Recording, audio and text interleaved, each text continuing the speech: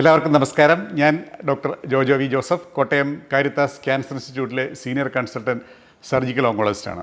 ഇന്ന് രാവിലെ കിട്ടിയ ഒരു മെസ്സേജാണ് ഇന്നത്തെ വീഡിയോ. സാധാരണ ഫോർവേഡ് മെസ്സേജ് അയക്കാത്ത ഇന്ദു അയച്ച മെസ്സേജ് ആയതുകൊണ്ടാണ് അത് ശ്രദ്ധിച്ചത്. അല്പം റാഷണൽ തിങ്കിങ് കൂടുതലുള്ളതുകൊണ്ട് മെഡിക്കൽ രംഗത്തെ എന്ത് പൊട്ടത്തരം ആരെങ്കിലും പറഞ്ഞാലും അതിനെതിരെ വീഡിയോ ഇടുന്ന ഒരു സ്വഭാവം ഉണ്ടെന്ന് ഇന്ദുവിനറിയാം.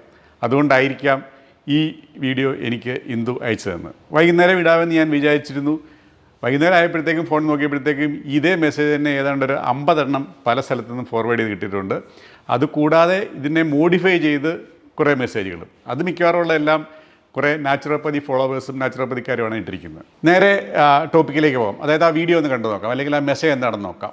നിങ്ങളെല്ലാവരും കേട്ടിട്ടുണ്ടാവും, നവജോത് സിംഗ് സിദ്ധു ഒരു ഫേമസ് ക്രിക്കറ്റായിരുന്നു. അതിനുശേഷം കോൺഗ്രസ് പാർട്ടി ചേർന്നു, പഞ്ചാബ് കോൺഗ്രസ് കമ്മിറ്റി പ്രസിഡൻ്റായിരുന്നു, MP ആയിരുന്നു. അങ്ങനെ ഒത്തിരി പൊസിഷൻസ് ഉണ്ട്. അതുപോലെ തന്നെ സോഷ്യൽ മീഡിയയിൽ നിറഞ്ഞു നിൽക്കുന്ന ഒരു താരമാണ് അദ്ദേഹം. ഇന്നലെ ഒരു പത്രസമ്മേളനം നടത്തി. അതിൽ വന്നിരുന്ന അദ്ദേഹം പറഞ്ഞു, അദ്ദേഹത്തിൻ്റെ ഭാര്യ കോറിന് ക്യാൻസർ ആയിരുന്നു, സ്റ്റേജ് 4 ക്യാൻസർ ആയിരുന്നു. അദ്ദേഹം ചില പ്രത്യേകതരം ഡയറ്റ് മോഡിഫിക്കേഷൻ, പിന്നെ അരിവേപ്പില, തുളസിയില തുടങ്ങിയവ കഴിച്ചു. അതുകൂടാതെ കുറച്ചൊരു ഡീറ്റെയിൽസ് ഉണ്ട്. അതെല്ലാം കഴിച്ച് 40 ദിവസത്തിന് ശേഷം അദ്ദേഹം പെറ്റ് സ്കാൻ ചെയ്തു. അപ്പം ക്യാൻസർ പൂർണ്ണമായും മാറി. ഇതാണ് ആ മെസ്സേജ്. ഇനി അത് ഒരു പടി കൂടി കടന്ന് നമ്മുടെ നാച്ചുറോപ്പതിക്കാർ അത് മോഡിഫൈ ചെയ്തിട്ട് പിന്നെ ഇങ്ങനെയാക്കി. അതായത് ഫാസ്റ്റിംഗ് വഴി ക്യാൻസറിനെ കീഴടക്കി സ്റ്റേജ് 4 ക്യാൻസർ ക്യൂർ ചെയ്തു. പിന്നെ മറ്റൊരു കൂട്ടർ എഴുതി തുളസിയിലയും നീമും മഞ്ഞളും കഴിച്ച് ക്യാൻസർ കീഴടക്കി. ഇതായിരുന്നു മെസ്സേജ്. ഇനി നമുക്ക് കുറച്ചുകൂടി മുമ്പോട്ട് പോകാം. ഏതൊരു ക്യാൻസർ ചികിത്സകനെ പോലെ എനിക്കും ഏതൊരു ക്യാൻസർ രോഗിയാണെങ്കിലും ആ രോഗിക്ക് രോഗമുക്തി കിട്ടുന്നത് വളരെ സന്തോഷം നൽകുന്ന കാര്യമാണ്. അതിനുവേണ്ടിയാണ് ഞങ്ങളെല്ലാവരും പ്രാർത്ഥിക്കുകയും ആഗ്രഹിക്കുകയും ചെയ്യുന്നത്. ഏത് വിധത്തിലുള്ള ചികിത്സ എടുത്താലും അവരുടെ അസുഖം മാറണമെന്ന്. ഇനി നമുക്ക് കാര്യത്തിലേക്ക് കടക്കാം. സ്റ്റേജ് 4 ഡിസീസാണ് സിദ്ധുവിൻ്റെ ഭാര്യയ്ക്കെന്നാണ് പറഞ്ഞത്. അതുപോലെ തന്നെ സ്റ്റേജ് 4 ഡിസീസിലുള്ള ഒരു അസുഖം 40 ദിവസത്തെ ചികിത്സയ്ക്ക് ശേഷം പെറ്റ് സ്കാൻ എടുത്ത് പൂർണ്ണമായും മാറി എന്ന് പറയുന്നത് ശുദ്ധ അബദ്ധമാണ്. മെഡിക്കൽ നോളജ് കുറവാണെങ്കിലും നമുക്കെല്ലാവർക്കും അറിയാം, ക്യാൻസർ ചികിത്സ കഴിഞ്ഞ് മിനിമം ഒരു 4-5 വർഷം കഴിഞ്ഞെങ്കിലേ ക്യാൻസറിൽ നിന്നും പൂർണ്ണ രോഗമുക്തി കിട്ടൂ എന്ന് എല്ലാവർക്കും അറിയാം. അതുവരെ ടെസ്റ്റും കാര്യങ്ങളൊക്കെ ആയിട്ട് മുമ്പോട്ട് പോകണം. വെറും 40 ദിവസം കഴിഞ്ഞ് ഒരിക്കലും നമുക്ക് ക്യാൻസർ മുക്തി, അതും സ്റ്റേജ് 4 ഒരാൾക്ക് അങ്ങനെ രോഗമുക്തി പ്രഖ്യാപിക്കുന്നത് വിഡ്ഢിത്തമാണ്, തെറ്റാണ്. കുറച്ചുകൂടി പിന്നോട്ട് നടക്കാം. 2023 മാർച്ചിൽ ആണ് നവജോത് സിംഗ് സിദ്ധുവിൻ്റെ ഭാര്യ നവജോത് കൗർ സിദ്ധുവിന് ബ്രസ്റ്റ് ക്യാൻസർ പിടിപെടുന്നത്, അതായത് സ്തനാർബുദം. അതിനെക്കുറിച്ച് അദ്ദേഹം ഫേസ്ബുക്കിലും മറ്റുമൊക്കെ നിരവധി വീഡിയോകളും ന്യൂസും പങ്കുവച്ചിട്ടുണ്ട്. ആ സ്തനാർബുദത്തിന് സർജറി, കീമോതെറാപ്പി, റേഡിയേഷൻ എന്നീ ചികിത്സ അവർ എടുക്കുകയുണ്ടായി. അതിനുശേഷം അവർ രോഗമുക്തിയിൽ മുമ്പോട്ട് പോവുകയും ചെയ്യുന്നുണ്ട്. ഇത് നിങ്ങൾക്ക് അദ്ദേഹത്തിൻ്റെ സോഷ്യൽ മീഡിയ നോക്കിയാൽ നിങ്ങൾക്ക് മനസ്സിലാകും. അദ്ദേഹം ഷെയർ ചെയ്ത സംഭവമാണ്. അപ്പോൾ അദ്ദേഹം പൂർണ്ണമായും മോഡേൺ മെഡിസിൻ ചികിത്സ ബ്രസ്റ്റ് ക്യാൻസർ വേണ്ടി എടുത്തിട്ടുണ്ട്. അതിനുശേഷമാണ് വീണ്ടും ട്വിസ്റ്റ് വരുന്നത്. അതുവരെയുള്ള പെറ്റ് സ്കാനെല്ലാം നെഗറ്റീവാണ്. അന്നേരമൊന്നും അദ്ദേഹം ഡിക്ലെയർ ചെയ്തിട്ടില്ല ക്യാൻസർ ഫ്രീ ആണെന്ന്.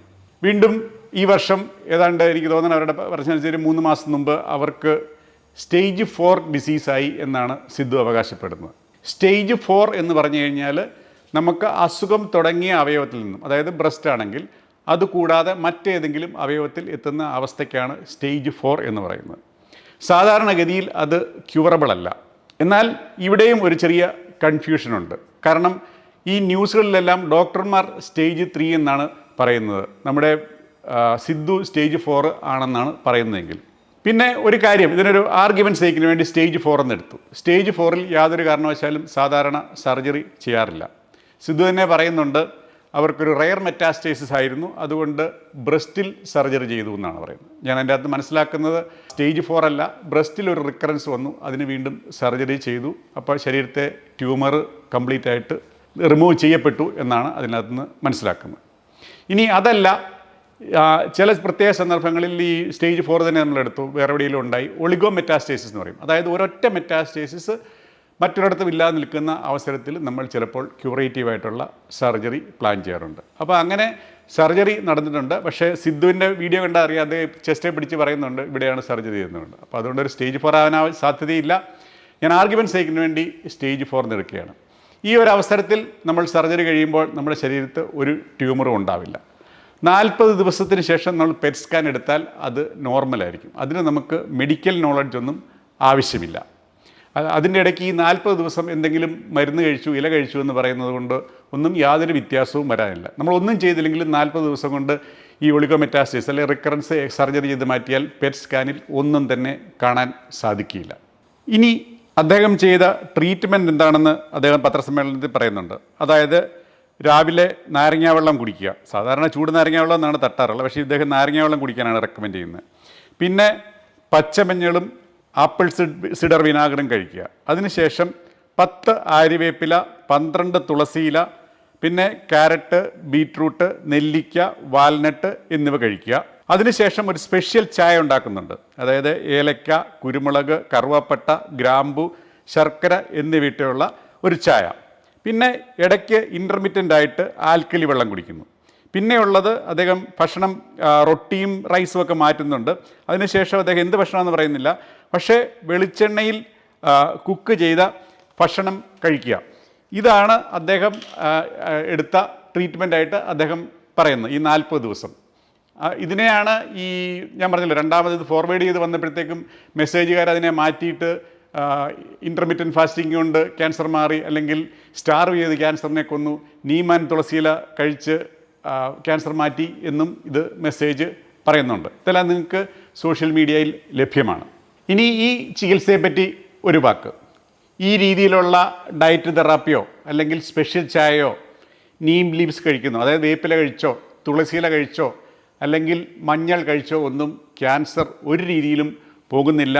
ഇതിന് ആൻറ്റി ക്യാൻസർ ചികിത്സയിലോ അല്ലെങ്കിൽ ക്യാൻസർ വരാതിരിക്കാനോ ഉള്ള ചികിത്സയിലോ ഒന്നും യാതൊരു റോളുമില്ല എന്ന് ശാസ്ത്രീയമായി തെളിയിക്കപ്പെട്ട് കഴിഞ്ഞിട്ടുള്ളതാണ്.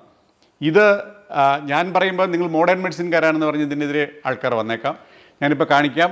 പൂനെയിലുള്ള ആയുർവേദിക് ഡോക്ടർ തന്നെ ഇത് സംശയജനകമാണ് ഇങ്ങനെയൊരു റിപ്പോർട്ട് എന്ന് പറയുന്നുണ്ട്. അതിൻ്റെ സ്ക്രീൻഷോട്ടാണ് നിങ്ങൾ കാണുന്നത്. പിന്നെ പറഞ്ഞ ആ എക്സ്ട്രാ ഫോർവേഡ് മെസ്സേജ്, അതായത് മഞ്ഞൾ കഴിച്ച് ക്യാൻസർ മാറ്റി എന്ന് പറയുന്നത്, അത് ഈ ഒരിടയ്ക്ക് കുറച്ചാൾ മുമ്പ് കേരളത്തിൽ ഇറങ്ങിയിരുന്നു. അതായത് ശ്രീചിത്രയിൽ മഞ്ഞൾ ഉപയോഗിച്ച് ക്യാൻസർ ചികിത്സ തുടങ്ങി.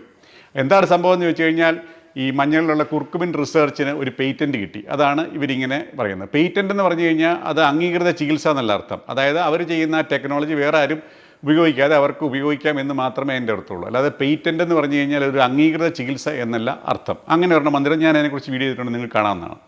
പിന്നെ മറ്റൊന്ന് ഈ സ്റ്റാർവിങ് ക്യാൻസർ ടു ഡെത്ത്, ഈ രണ്ടാമത്തെ ഫോർവേഡ് മെസ്സേജ്, അതായത് ഭക്ഷണം കുറച്ച് ക്യാൻസറിനെ കൊന്നു. അതും ഇതിനിടയ്ക്ക് നമ്മുടെ ഒരു മനോജ് ജോൺസൺ എന്ന് പറഞ്ഞൊരു പുള്ളി വളരെ ഒരു വർഷം മുമ്പ് ഈ ക്യാൻസർ ചികിത്സയ്ക്ക് കുറിച്ച് കുറേ വിഡ്ഢിത്തരങ്ങൾ എഴുതിയിരുന്നു. ഞാൻ അതിനെതിരെ ശക്തമായി പ്രതികരിക്കുകയും ചെയ്തിട്ടുണ്ട്. അത് ഇതുപോലെ ആയിരുന്നു. അതായത് ഈ ഭക്ഷണം കുറച്ച് കഴിഞ്ഞാൽ ക്യാൻസർ കുറയും എന്നൊക്കെ പറഞ്ഞായിരുന്നു ഇതുപോലെയുള്ള പ്രചരണം.